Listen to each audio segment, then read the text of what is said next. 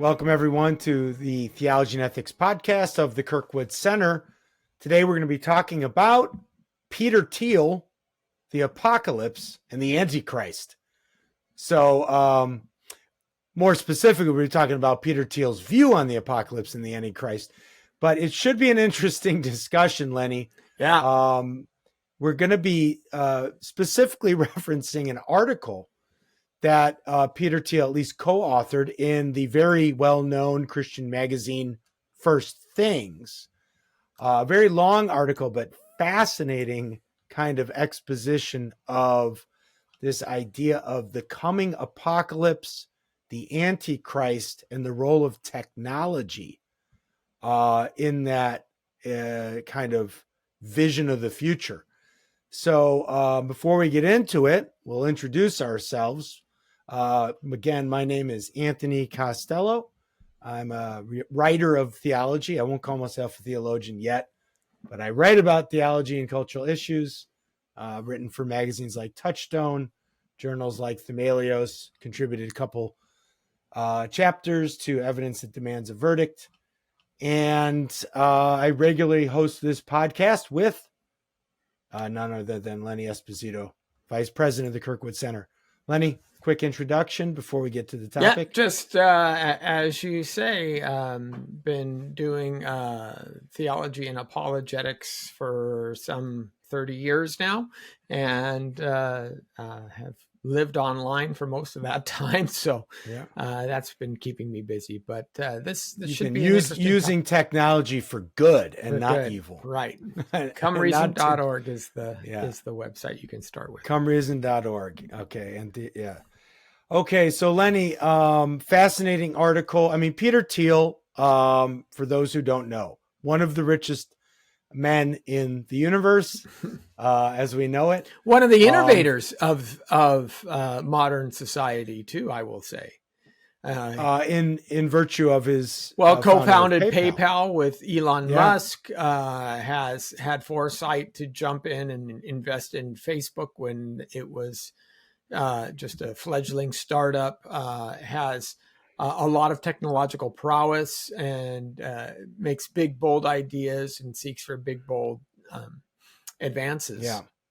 And was he the founder of Palantir, or is he the CEO? That one I am not certain of. Okay. Well, his involvement in Palantir is significant.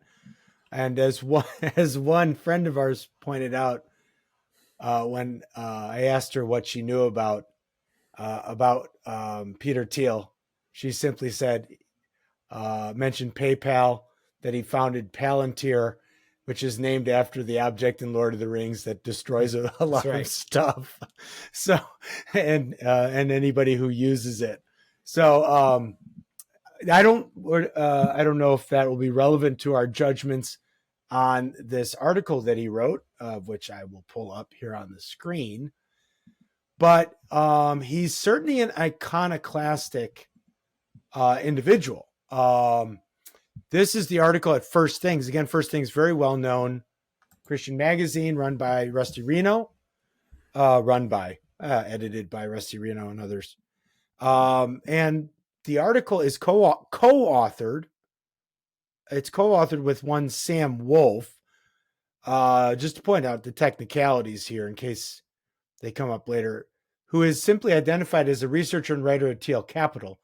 So it was written with an employee. So we can't say for sure how much Peter Thiel himself wrote. Could be that it was written with AI for all we know. Yeah, I wouldn't charge that. Yeah. No, I mean, just because it is Peter Thiel, but no, we'll assume that it was written by Thiel and Wolf, and that regardless of what's in it, Peter Thiel has signed his name to it. So that means he endorses its content. One of the things I think that we could say up front about Thiel, because he said it in public and he at least has what we might call transhumanist leanings. I saw 2 interviews with him not too long ago. One was on Piers Morgan, so I'll reference that one,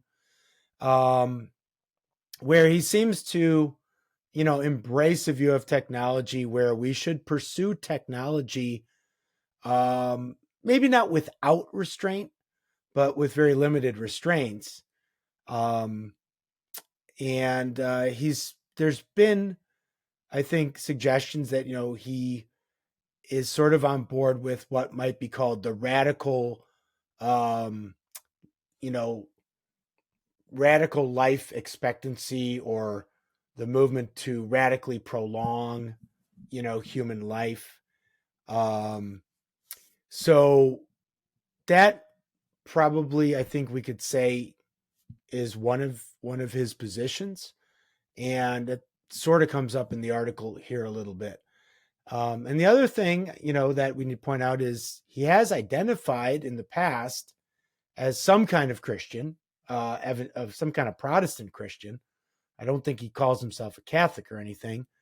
So he claims a Christian identity, at the same time, being obviously someone who is at the cutting edge of technology. And as we said, one of the richest, and I guess you could say most powerful people in the world. We just got a text from a friend who said that, he's basically got access to everybody and he's been everywhere. Was this colleague's statement about Peter Thiel, who this colleague of ours has met in person. So anyways, when somebody like this writes an article, and a very long one, in a Christian magazine, a conservative Christian magazine, it's probably worth taking note of. So we're going to try and go through this and maybe get a handle on what he seems to be saying here with regards to technology, and the Antichrist, and sort of the end times. So Lenny, I'll punt it over to you. What was your take on the article? Yeah, let's first unpack the article a little bit. What Thiel does here, and the article is long enough to be broken into basically 5 chapters. And throughout the article, what he does is he looks at 4 specific works of, I'm going to say literature for lack of a better term. The first 2 are definitely literature. The last 2 may not necessarily fall into that rubric. They're fiction. They're fiction. Works of fiction. Yeah. But they're popular. The first is Francis Bacon and a book that he wrote called New Atlantis. The second is Gulliver's Travels, Jonathan Swift. The third is the comic book series that came out in the 1980s called The Watchmen. And of course, there was a film made from that. I think we have to call it graphic novel. Graphic novel. That would be fair enough. Yeah. And then the last is the anime series that was hugely popular from Ichida Oda. And it was called One Piece. And it sold more than 570 million copies as well. Had you ever heard of that before you read the article? I am not an anime guy in any way, shape, or form. So Ichiro Oda is huge, though. I mean, 1,100 chapters, and it's still going strong. This is comic books. That's just astounding. But what he does is Thiel literally synopsizes, provides kind of the Reader's Digest condensed version, at least of the first 2 of Gulliver's Travels and New Atlantis. And he starts off with New Atlantis. He starts off with, so he does it theologically.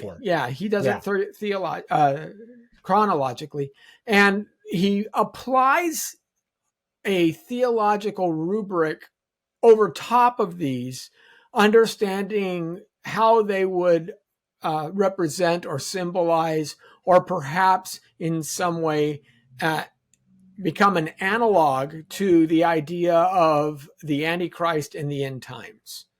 And what he's doing is, by giving an analog, by using these 4 different tomes and interpreting them through an end times lens, and how the Antichrist is kind of interfacing with the world, and what his programs are, what his desires are, what things he uses to advance his desires.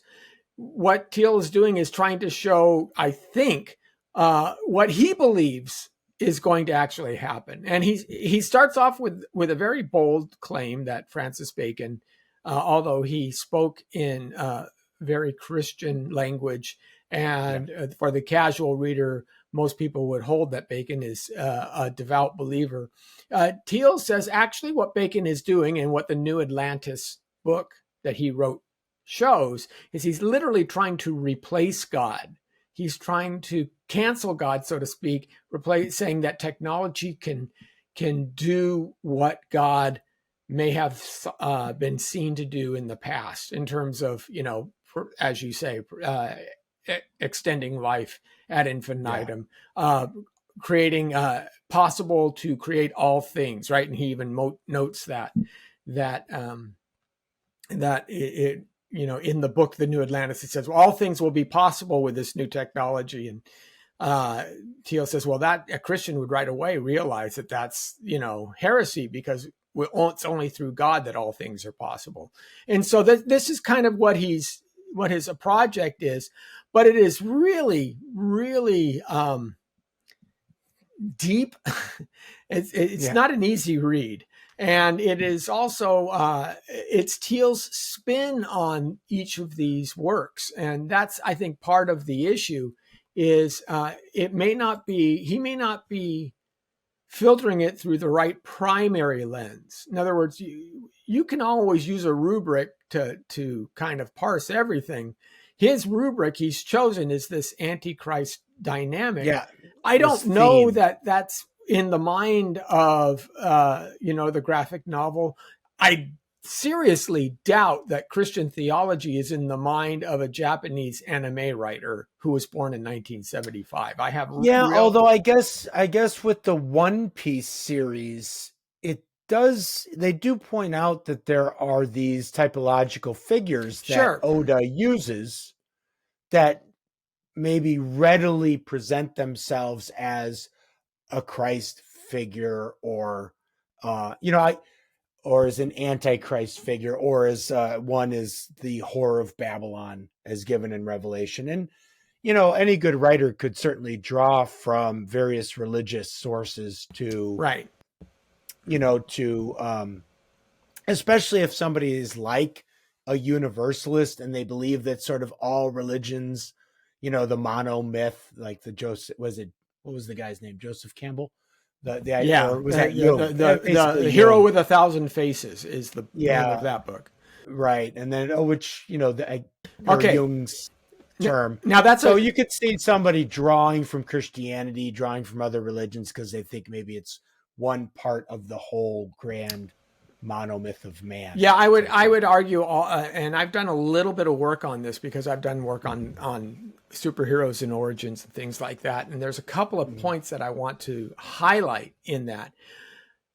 Human beings are human beings. So you're going to get certain aspects of character that repeat itself across cultures. That's simply true. Joseph Campbell, A Hero with 1,000 Faces, he makes some broad brushed understandings or claims that are common amongst most hero constructs. But that's because, we have the law of God implanted into our heart. There are certain fundamentals of understanding the world that God puts into us as part of the Imago Dei, right? Yeah. The Romans chapter 3 makes this point really, really clearly that those who do not have a law given to them are a law unto themselves, because God has written the law upon the hearts of each person. So when you look at someone like Campbell, he can very broadly make these parallels. And it reminds me a whole lot, especially when I read Campbell, of when about 10, 15 years ago, a big trend happened online where a film called The Zeitgeist came out. Oh, yeah. And they started comparing Horus to Jesus, and they started comparing Dionysus to Jesus, and Osiris to, and all of these guys. And, it sounds really kind of close and really kind of, until you start to look at the actual details, and until you get into the nits, and then all of a sudden it just blows completely apart. So my point is you can make parallels in just about anything. You read the story of Samson, read the myth of Hercules. Wow, there's there's a whole lot of similarity there. Could one have been fed into the other? I don't know. It's possible. Sometimes it's just the idea of coincidence, right? There was a book that came out, and I think it was the late 1880s, called The Wreck of the Titan. And then the Titanic, when it sank 14 years later, a lot of people were saying, "Oh my gosh, this person was so prescient. It was like a prophecy. He knew." Titan. Right. So sometimes it's just that, but more often you see a lot of these parallels because in our human nature we do have certain constructs. So what I'm saying is I'm wondering if in this article some of what Thiel is doing is just pulling on those constructs and then impressing within it similarities that may not be A, in the author's intent, or B, that upon closer inspection, if you were actually trying to pull them apart, they wouldn't be as parallel as you may think. Yeah, I mean, that could be the case. I mean, I think given that at least the first three novels are all written in the Western world, in the Western cultural context.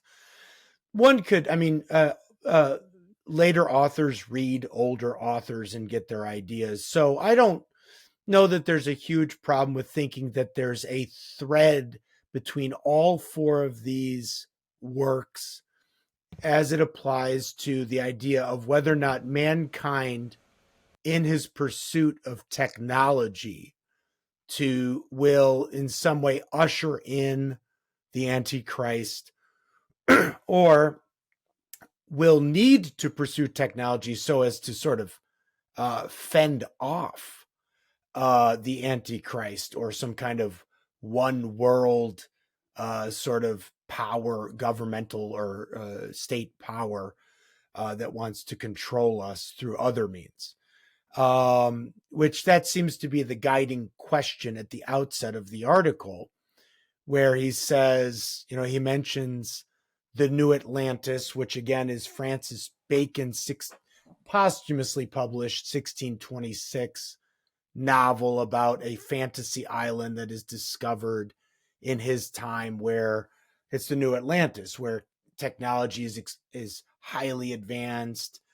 There's sort of an entity on the island called Solomon's House, where all the engineers and scientists and thinkers get together, create their super technologies, and so on and so forth. And it's basically kind of a utopian paradise because of technological advancement, right? So he starts with that. 1 century later is Jonathan Swift, his Gulliver's Travels. And certainly we would assume that Swift was familiar with Francis Bacon and New Atlantis, and could be easily, playing off of that and commenting on it, and then making his own reflections on the idea of the technocratic utopia. And then, later authors like Moore and Oda would have obviously access to all the literature that they could get their hands on in the modern era. So it's possible. I think you're right. I mean, what we would probably say with regards to the idea of the monomyth, we chalk that up to general revelation usually, right? Right. That God has revealed certain things about his divine nature to us, to various societies that had no cultural exchange. So that not everything is, directly related, like, or directly borrowed from some previous culture and then copied, but that God has revealed various aspects of things to man in different parts of the world, geographically, to different cultures, and so on and so forth. And that's why you have similarities amongst religions, right? There is some grasping for the truth. Well, yeah, and there's obviously we share certain moral intuitions as well as someone once said, there are certain cultures where it is only okay to marry one wife. There are other cultures where it is okay to marry multiple wives, but really no culture exists where it's okay for you to take another man's wife. So there are certain things that are consistent. Right. And I will say that sometimes some of these traces of Christian threads are multiple generations removed. So, for example, Superman, Jerry Siegel and Joe Shuster, clearly understood what they were doing was recreating the Moses myth and the Jesus myth. The Messiah. They knew this right away. I mean, that was part of the basis of their writing, coming to another planet in an ark like Moses, right? Drawn out the whole bit. Right. And you saw that. Now, Superman established a hero genre that then flowed into, of course, a universe of heroes. We see them all over the place. And so and one of the things that I say is while they pick up some of these Christian principles, that doesn't necessarily mean that Stan Lee or some of these other guys, Jack Kirby, were actually trying to intentionally do it the way Siegel and Shuster did it. But what is interesting is you see this in the hero genre actually change. And this is like, for example, one of the things that I have a problem with Joseph Campbell. If you look at myth prior to Christianity, prior to Christ, what you'll see is you can look at the Norse myths, you can look at the Greek myths, right? Every myth that you see, Oedipus,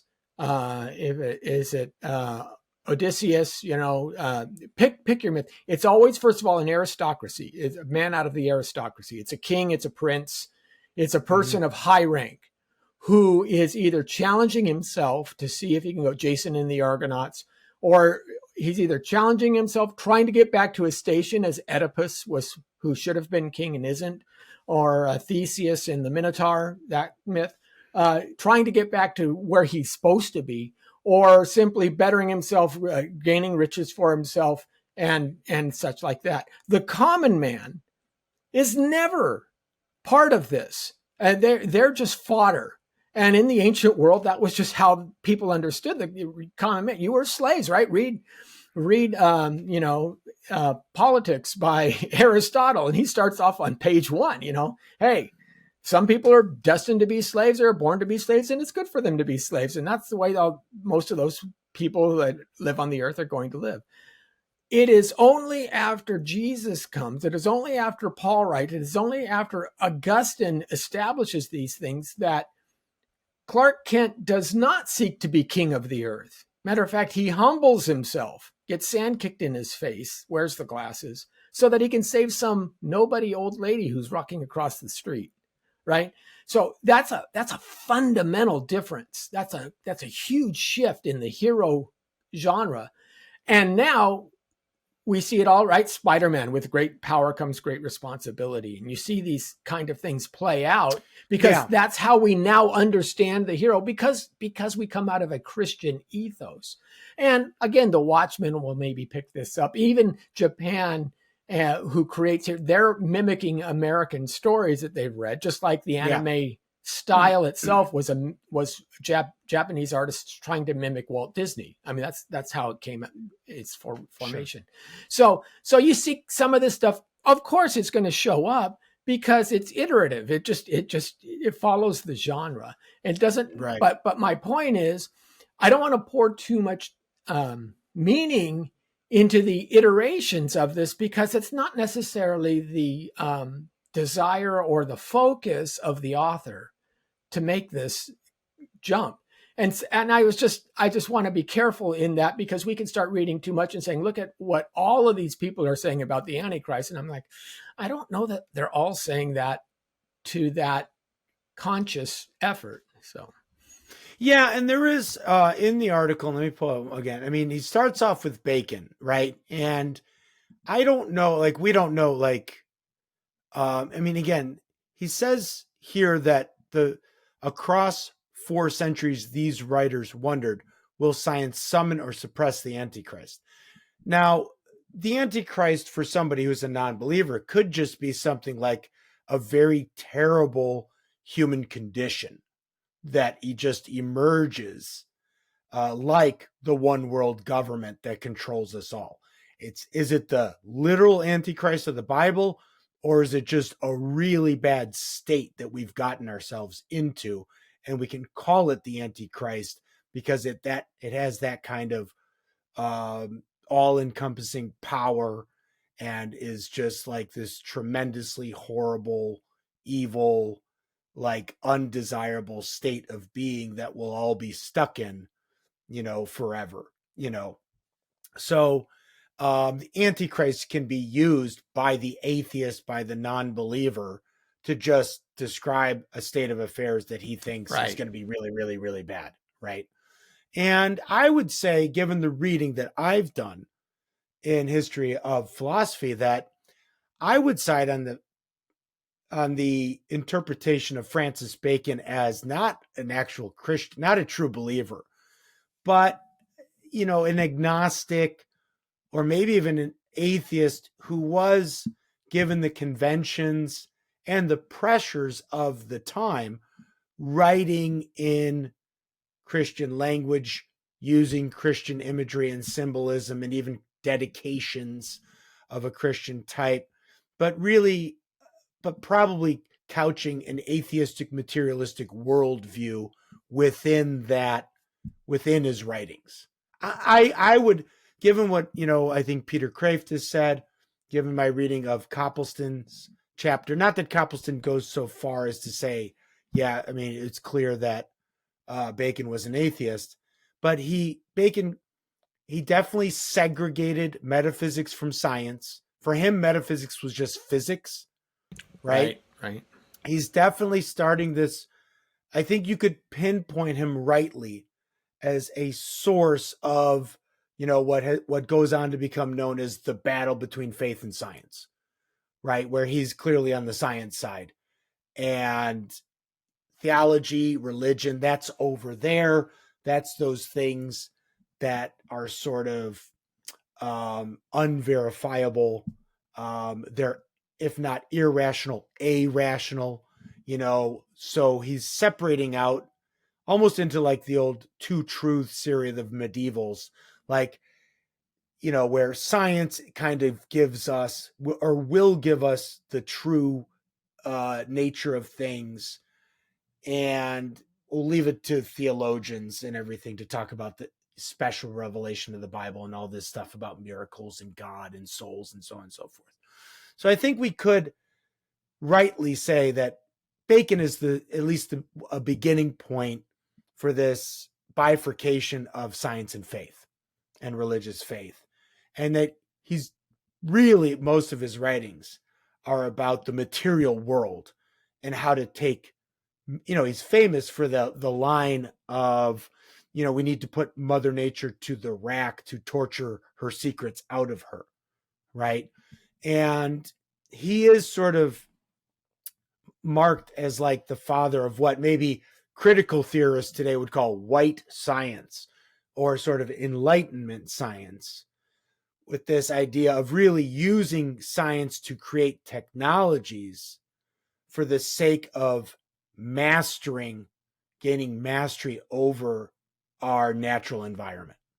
Yeah. Right. And I would say in the first couple sections of the article, Thiel doesn't seem to think that Bacon is on the right track. I mean, I just get from him that he's trying to make the argument that Bacon was this person who wanted to supplant God with technology, so to speak.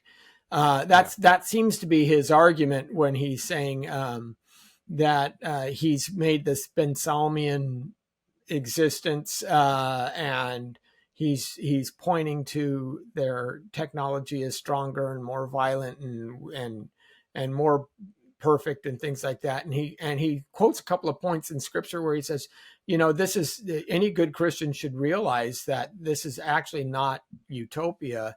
It's designed to fool people into thinking it's utopia, but what it actually is a lying deception in order to help people come over to our side. And he ends the kind of the summary by saying that it's supposed to be a warning that there will be an invasion, but an invasion from this Ben Salem, if you will, this utopian island, island to the rest of the world. That the Antichrist will basically be invading us as opposed to the other way around.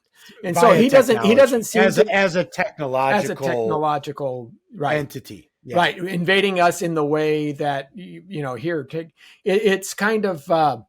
It reminds me of that old Twilight Zone episode, To Serve Man, if you remember that. The alien force comes down, right? And they're giving you all kinds of new technologies, and world peace is established, and people are growing food better than before, and they're living longer, and they're having better lives. And it's at the very end of the book where they, hey, and come visit our world. And as they're getting on the spaceship, one of the guys from the government runs in. We cracked the code of their book. Their book's title was To Serve Man, but we found out it's a cookbook. Yeah. It was. Yeah. And so that was the punchline to the Twilight Zone episode. It reminds me of that. That's kind of how Thiel is approaching this. Yeah. So for with regards to Bacon, maybe, or the New Atlantis, at least, it seems to be that he's interpreting it at that. What's the island's name again? Besalam. Yeah, Ben Salem. Ben means son. Ben Salem. Salem means peace, son of peace. Yeah, right. Son of peace. So I don't know how he's pronouncing it, but Ben Salem or Ben Salam. Ben Salam is this apparently utopian or dystopian, and that it is sort of going to usher in something like a all-encompassing technocratic power that's going to take over the world, right? Which is very much on people like Thiel's minds and others, especially because of maybe two technologies that we've addressed several times now on the podcast: artificial intelligence, the obvious one, and then biotechnologies, bioenhancement technologies, the other.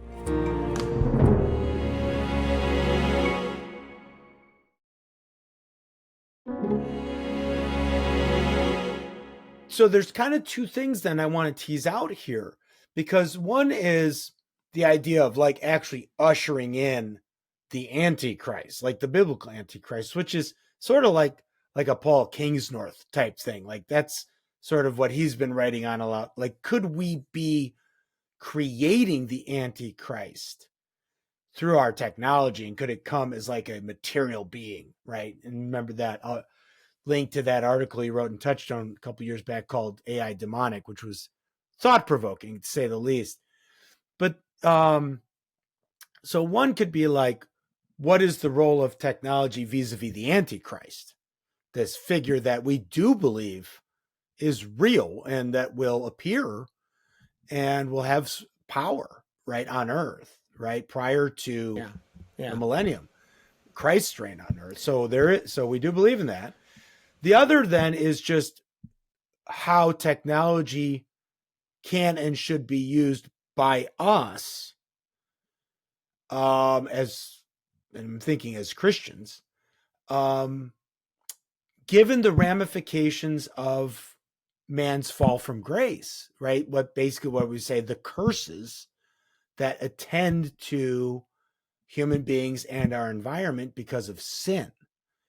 And one thing that has concerned me about Thiel in this regard is that he seems to be a kind of transhumanist. I have not that he doesn't think we should necessarily put limitations on our development and employment of technology, and that we can employ any technologies we do develop to sort of almost reverse the curse in a sense.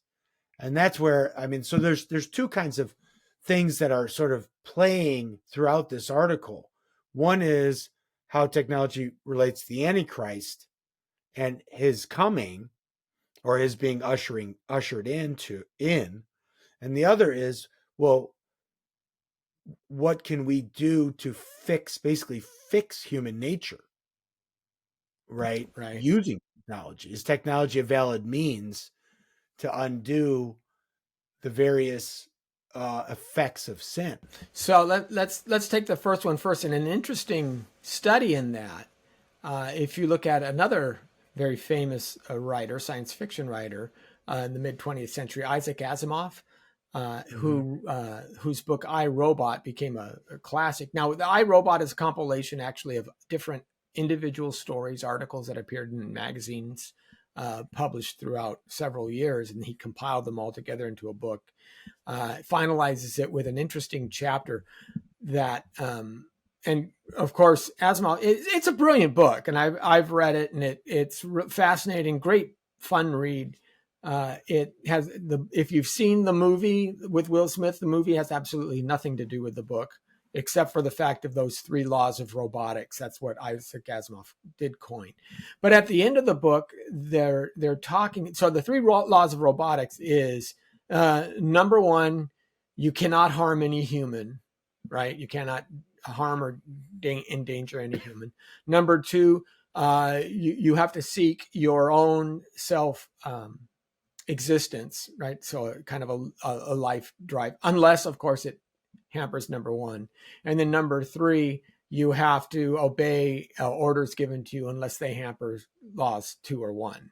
So he has this kind of framework that's supposed to be guarding in these robots. And what they do is they talk about over the course of time how the robots have developed, matured, how it becomes harder and harder. By the end chapter, you start noticing that it becomes harder to tell whether they're robots or people, right? Mm-hmm. And the world leader, the benevolent leader, and in Asimov's view, this world leader is the good guy. He's the best guy. And they're saying, well, maybe he's actually a robot because they can process better and faster, and they can take all world events into play and weigh the consequences and weigh the odds, and by still working within that framework of trying to do the least damage as possible to people and things like that, maybe it's better that a robot rules people. That's kind of the end result of the book. And of course, Asimov's going to say that he's an atheist, right? He's very clear in his atheism. Asimov's Guide to the Bible just shows that in spades.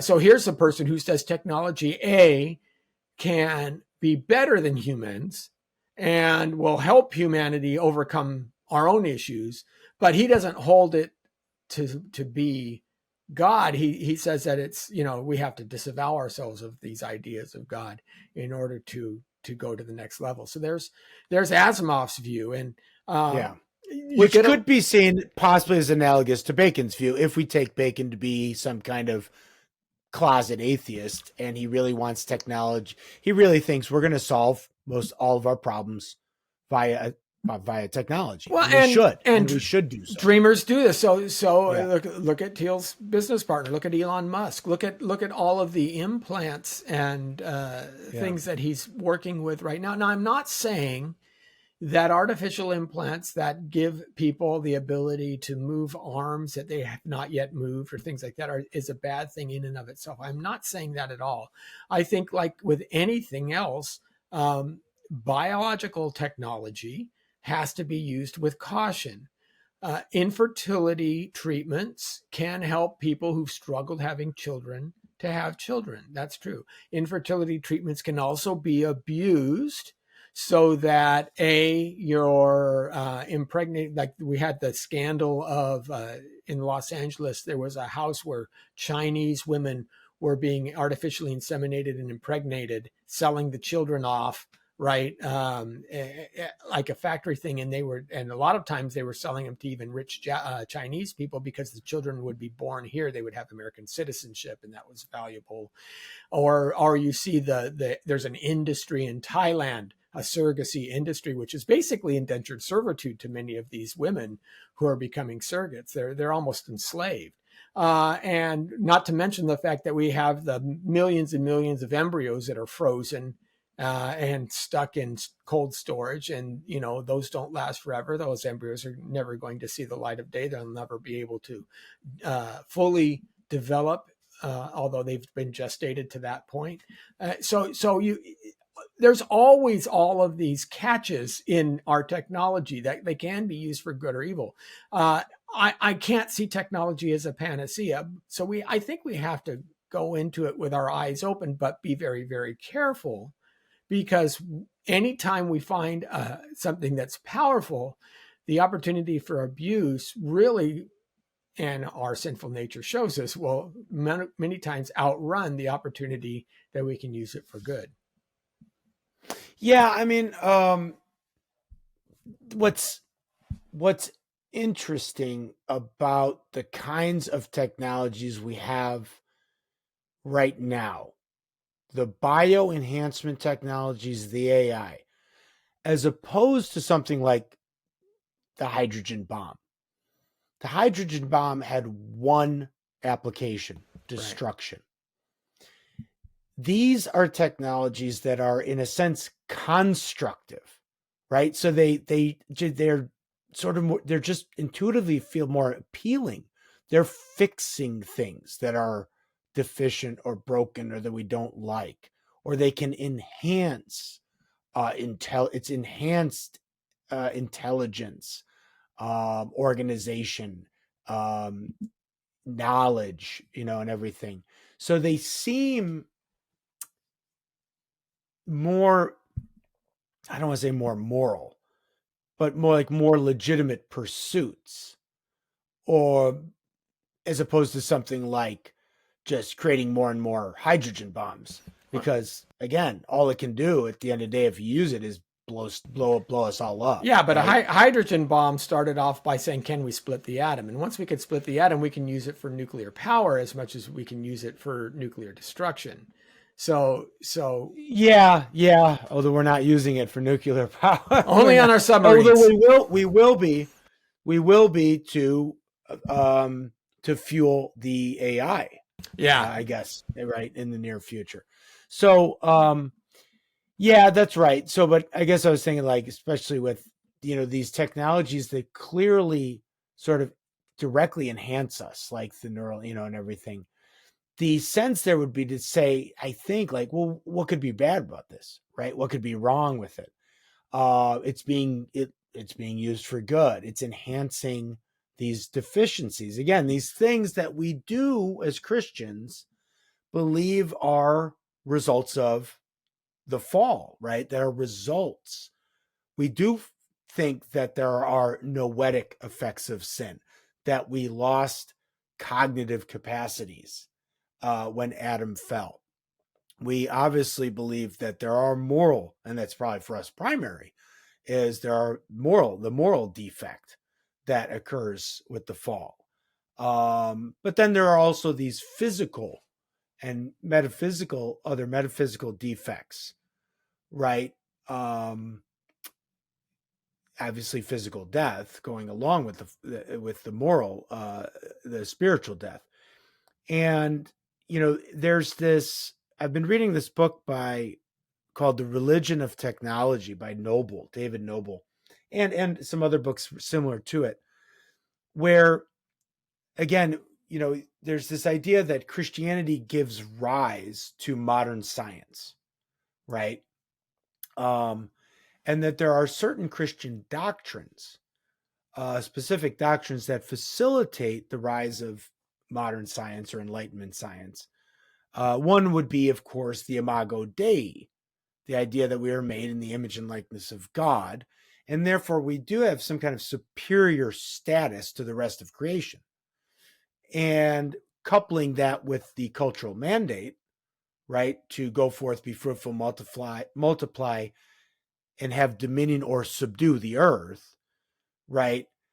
That this idea is like, it is sort of our role and responsibility to or one could take that to mean, so like, we are the ones who are capable of taking mastery over the world. And we certainly, I think we've done that, but that this is sort of,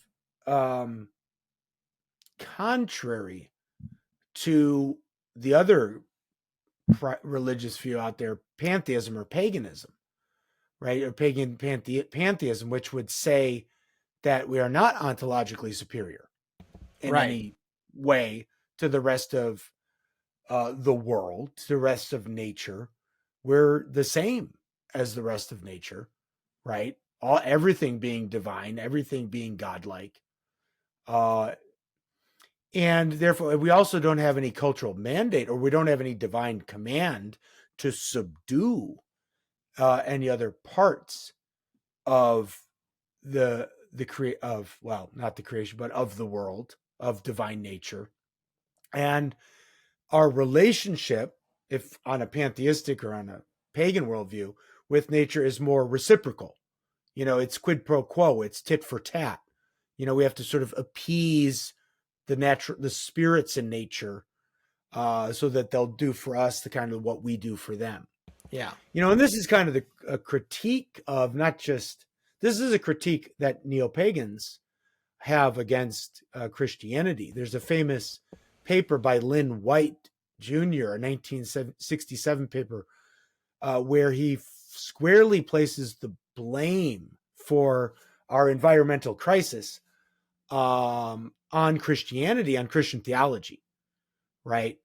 And he would probably make people like Francis Bacon, he'd probably see Bacon as a Christian, not as an atheist, and sort of place the blame on this white, I'm using that as a European Christian scientific project of technology, as sort of how we've gotten to this point of, the rape of Mother Nature kind of thing going on.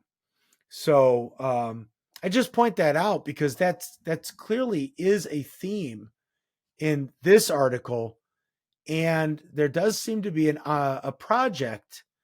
I don't think it's a Christian project. That's the thing, but there does seem to be a project in the West, an ongoing one, I think, of using technology to reverse the curse, to turn human beings into something that they once were prior to the fall. And I just don't know if Peter Thiel might not be on that boat.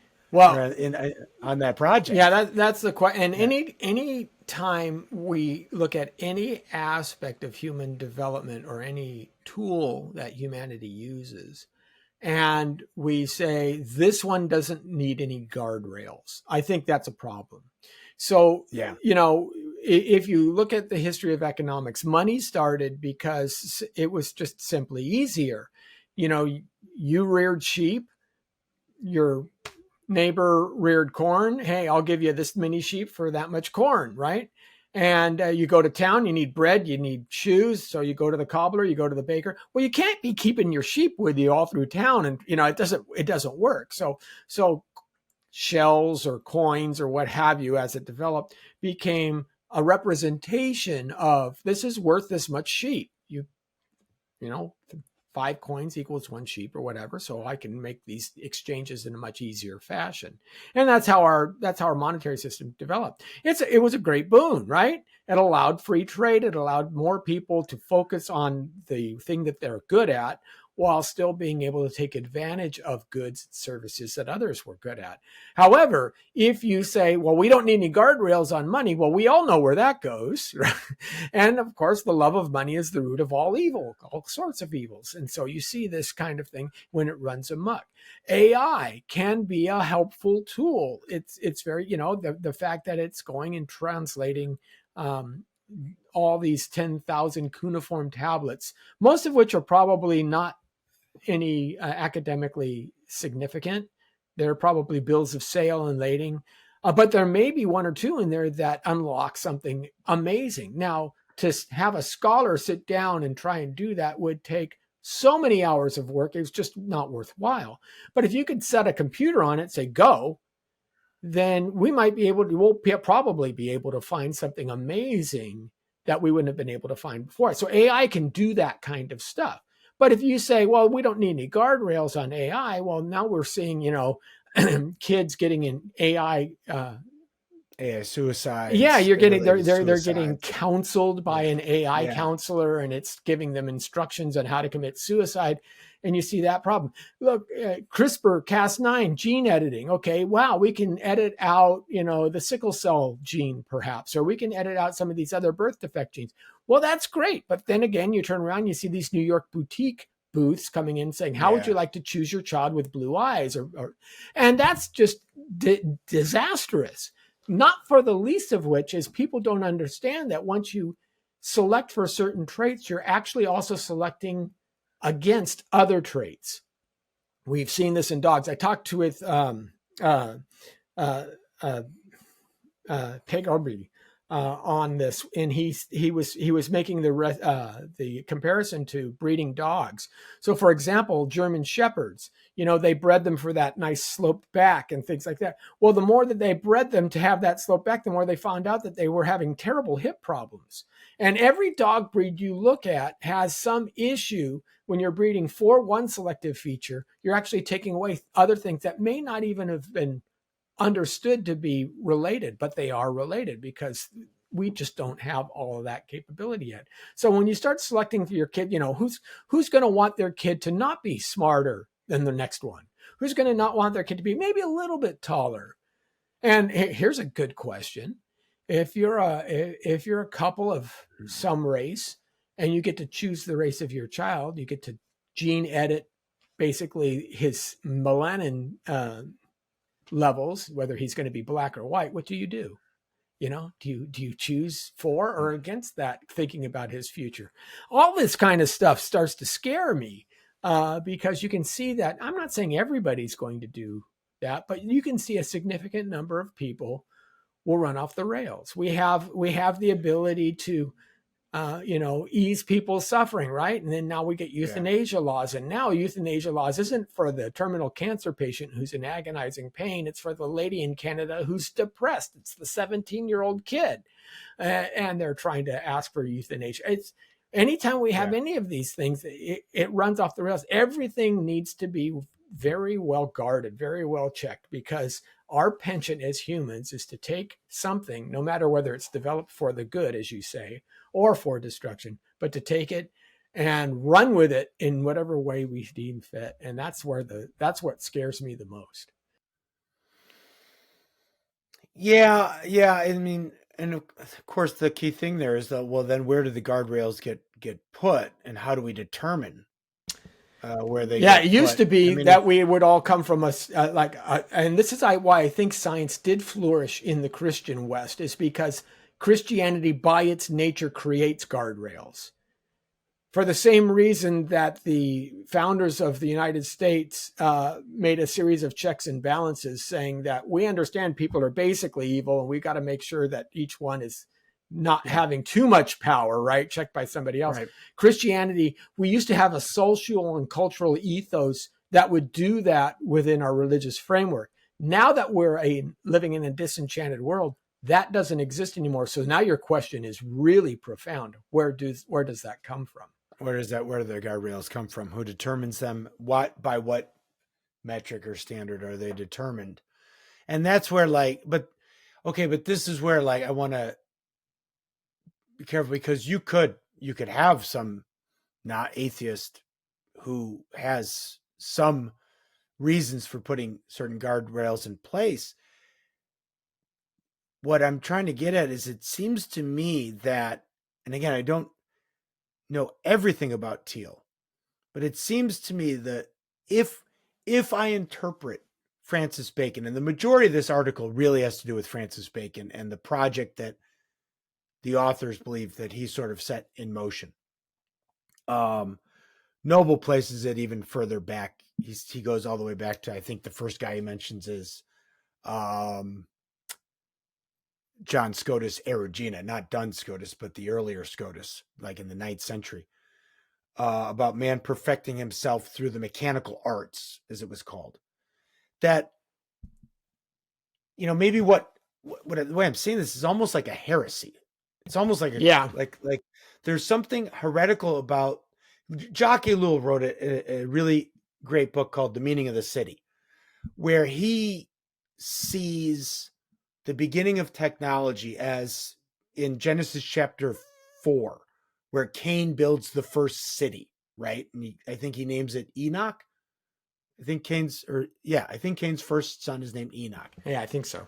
And he names the city Enoch. And I think he makes an interesting insight there. He says that along with like Bonhoeffer thought the conscience came into existence after the fall, because we didn't, once there's the fall and the knowledge of good and evil, then, the conscience sort of would emerge, the conscience, not consciousness. But then Ellul is making this point in the book that technology, as sort of symbolized by the building of the first city, right, is kind of now man's attempt to get back into a place of security, like the garden, but without recourse to God, right? Where the right way to get back into peace and a new nature, a renewed nature, would be to return to the Creator, right? Which obviously, that we get that through Christ eventually. And then, of course, we see in Revelation the city and the garden together, right? The garden in the middle of the city of God. So, but man's city is sort of like where, according to Ellul, like man assembles all of his prowess, all of his still God-given ability, creative ability, to develop the requisite technology he needs to offset all of the consequences of sin, his alienation from the natural world, which is now antagonistic towards us, to include the animals if we take the serpent as a real serpent.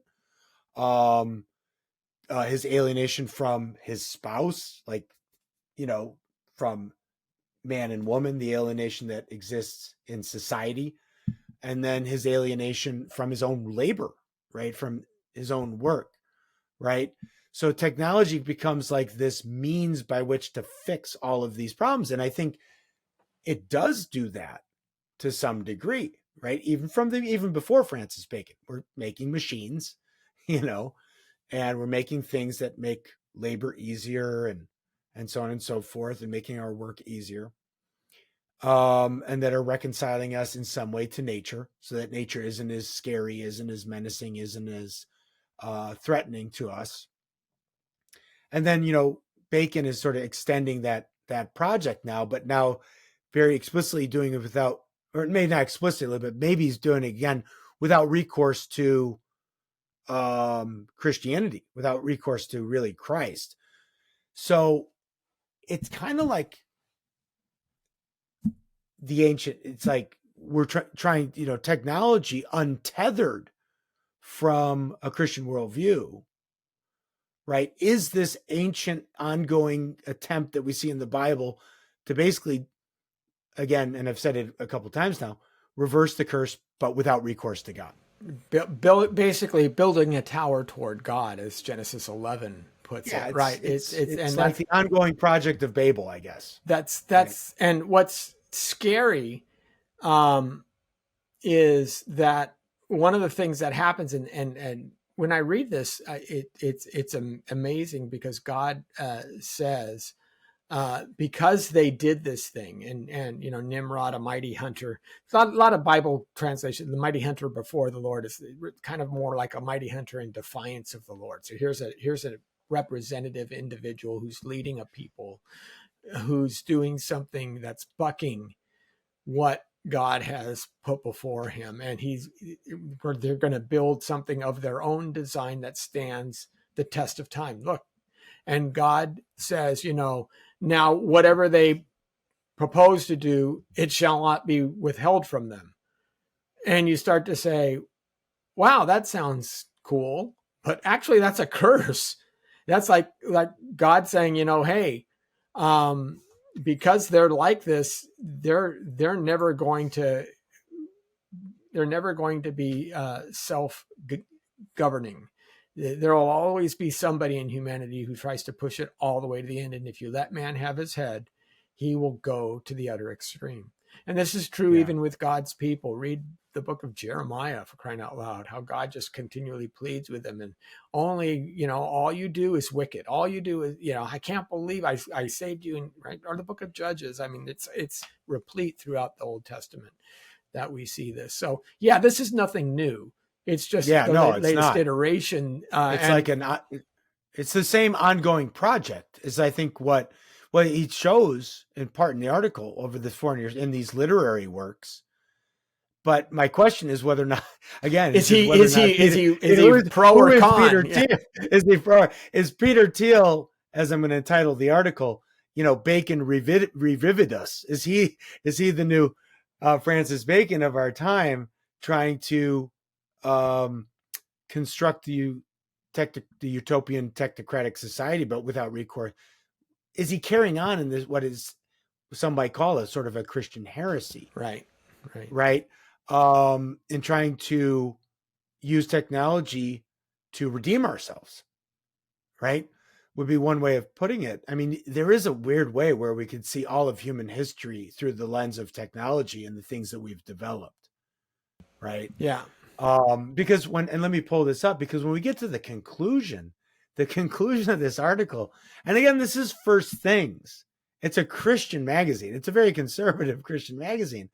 And I'm like, I was like, well, what's the conclusion here going to be? Is it going to be like sort of a conclusion on how we should use technology, or some guidelines or rails for our development and use of technology? But it wasn't really anything like that. And I'll just read this last paragraph because I'm scratching my head on what is being sort of alluded to or hinted at here.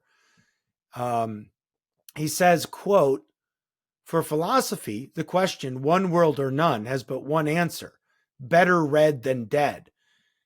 End quote. Now, what he means there is, philosophically speaking, if you had the choice between living under the, Big Brother, the rule of Big Brother, who has the technology to basically just control society down to its most minute detail, you would, I guess, still opt for that.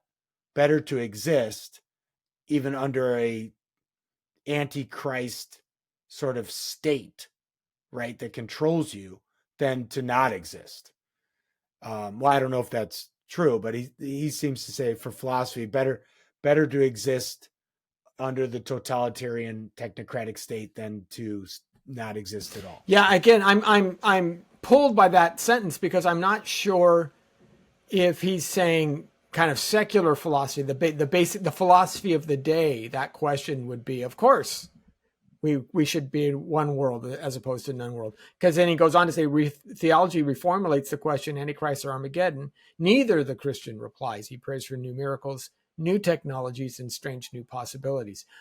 Again, I'm fuzzy on where what he's actually trying to say. So I can't say that he's landing in any camp. He is definitely, obviously, someone who's not technophobic. He's an innovator. He's a person who's pushing technology to new approaches. I don't know, but again, the question that keeps coming back is, but where are the guardrails? Who says how far and not farther? And how do we even police that? I mean, this line here of, okay, theology reformulates the question, and then he says he points that out as like a false dichotomy. Oh, right. It's neither that we have to usher it, bow down to the Antichrist, or that we have to wage war against a purported Antichrist. But then the only thing he says is the Christian prays for new miracles, new technologies, and strange new possibilities. Well, forget the strange new possibilities, because who knows what that means. But we know what miracles are, and we know what technologies are. And after reading the article, I'm thinking, like, really all the Christian in this article is praying for is new technologies. I think the miracles is thrown in there. But, this would not concern me so much if it was like, somebody like me writing this. But this is a guy who is really amongst the elite in global economic, political, and technological society. He's got his fingers on a lot of levers, right? And so I'm like, I just kind of wanted a little bit more of like something about guardrails. Well, and I think his not there. I think his assumption on Christianity is wrong as well. I think what the historic position of the church has always been Maranatha, come quickly, Lord Jesus. Yes, cause Armageddon, put nature back in its proper order. Yes, conquer the evil, conquer the darkness. In Revelation chapter 6, the saints are under the altar praying, how long, O Lord, until you avenge us of our blood, right? I mean, over and over again, when we read this, it's not, don't let Armageddon happen. It's no, take the power of the prince of this world out and rightfully reclaim your throne. And that's what Armageddon should be understood as. Armageddon isn't, a bad thing from a Christian perspective. It's a reconquering of what was been purchased by Christ's blood. And that's the part that I don't hear in any of this. And that's why it concerns me.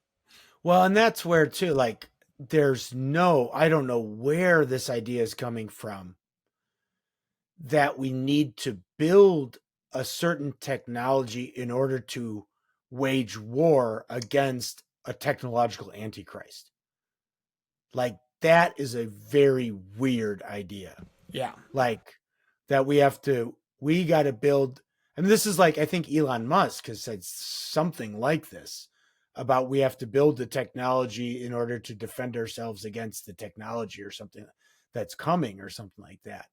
And that doesn't make any, that doesn't make it. We have to, I don't know if it's the Neuralink, or we have to implant the Neuralink chip in our minds so that we don't become part of the sort of singularity. So, and I think there was an interview. With Ross Douthat. Peter Thiel did. Ross Douthat, the writer for the New York Times columnist. I think we'll have to look this up, where Douthat says, how do you know that you're not the Antichrist, or something like that? Kind of challenging. Like, how do you know that you're not the one ushering in with the technologies that you're pursuing, Antichrist? And I can't remember his answer to that, but again, I don't know how to evaluate First Things running this article, because again, I mean, First Things is it's a very conservative, sort of highbrow Christian publication, right? Catholics mainly, right? But evangelicals. And there's nothing in here about ethical boundaries on tech. It's just, he prays for new miracles, new technologies, and strange new possibilities. I mean, is that what Christians pray for? I thought we would pray for, as you said, we would pray for Jesus to come. Exactly. But so anyways, interesting. I might have to write Rusty Reno a letter to the editor on this one, especially given some of the other things that Thiel has said in some of his other interviews, because this just wasn't a very satisfying or encouraging conclusion in my view. But anyways, okay. Any final words on that? No, I think again, we have to be and really one of the primary dangers that we face with technology is simply complacency. It's it's assuming, for example, you're already seeing it. Kids are assuming that AI will give them correct answers, and they answer tests or they write them up in their reports, and they find out that AI is actually hallucinating. They're making up whole journal articles and things that don't exist. I mean, all kinds of that can be true with every technology, that we can just be complacent and say, well, it's going to come anyway, no big deal, right? And we get a Wall-E world as a result. Wall-E world. Well, because that's the other thing. And another friend of ours over at Talbot that we've had on, Mir too, Gutta has made the point, what, and Emily Stevens has made, what capacities are we losing? Yeah. And will we continue to lose? Absolutely. So that where there's nothing in us, there's no skill in us. Well, and we can prove that right now. For example, so you and I growing up, you would have been able to tell us your home phone number, your grandparents' phone number, your top 5 friends' phone numbers, probably aunts and uncle, right? The store down the street. You would have known those off the top of your head. How many phone numbers do you remember now? I can't remember any of the phone numbers that are saved in this device. Because once you allow technology to supplant that skill, that skill goes away. Yeah, and memory is a good example of that. There are other, but memory. So that's just an easy one. That's an easy one to show. And now people can't drive anymore. Oh my gosh! If I don't have Google Maps, I don't know where it is. It's like, really? You don't look around? I tell you, as somebody who did a lot of had to do land navigation in the military, I lament the fact that I use Google Maps as much as I do. I really, it'd be good to get back to just looking at street signs, and planning out your route in advance. But yeah. Well, all right. That was so interesting article there. Definitely check it out.